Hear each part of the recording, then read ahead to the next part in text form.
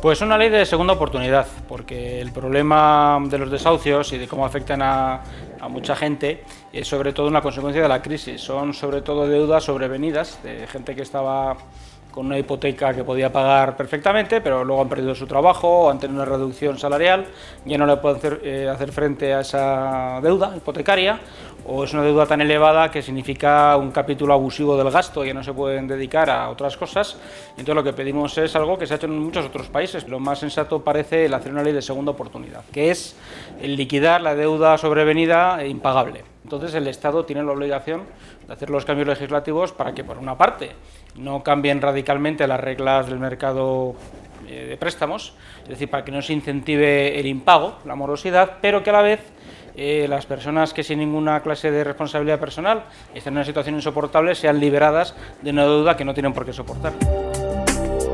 Nosotros pensamos que no habría que hacer un desarrollo muy detallado de qué casos, una casuística, porque todos los casos no se pueden abarcar. Nosotros pensamos que en quien debe decidir si la persona tiene o no, digamos, la facultad de acogerse a esto es su propia realidad económica, y entonces tiene que incentivarse la negociación entre el banco y el deudor, o tiene que haber una mediación o bien judicial o bien extrajudicial, puede ser un notario, puede ser un mediador cualquiera, que trate de llegar a un acercamiento de posturas y entonces negocie con la entidad financiera en qué condiciones se liquida la deuda. Eso puede ser dación en pago, puede ser renegociar las cuotas y la duración de la hipoteca, puede ser estos sistemas que ahora se están discutiendo mucho de anticrisis, es decir, de que el deudor se queda con la vivienda en un alquiler reducido respecto a la cuota X años y luego se revisa. Hay muchas maneras.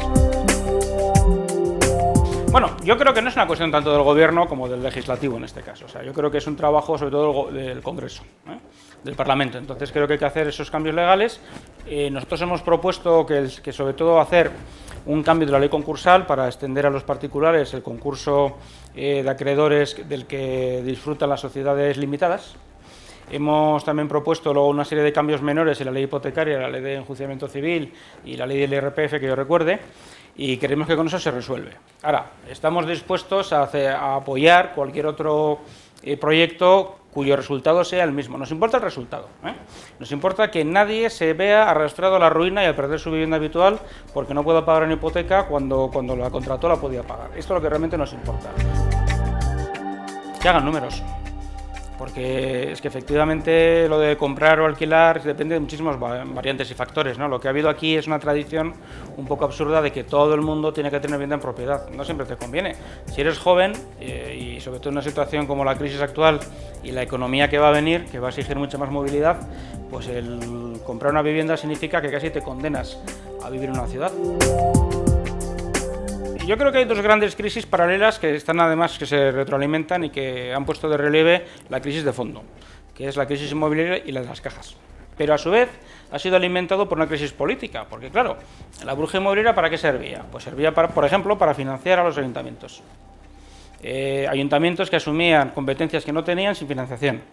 Y eso lo financiaban las cajas de ahorro, que eran las mismas que daban créditos a los partidos que estaban en los ayuntamientos, que les condenaban los créditos, que estaban gobernadas por delegados de los partidos políticos que en general, como se está ahora viendo en la querella de Bankia, eran auténticos ineptos. Es decir, todo esto ha llevado pues, a un desbarajuste, a una crisis institucional, y la consecuencia es que hay mucha gente que está en peligro de perder su vivienda habitual. Ha sido un fracaso tras otro, una apuesta equivocada tras otra apuesta equivocada, una opción equivocada tras otra, la que nos ha llevado a una situación en que tenemos 6 millones de parados, un número indeterminado, porque tampoco se sabe cuál es, de desahucios de viviendas habituales, gente que hace 3 o 4 años tenía unas perspectivas de crecimiento económico importantes, reducida la pobreza.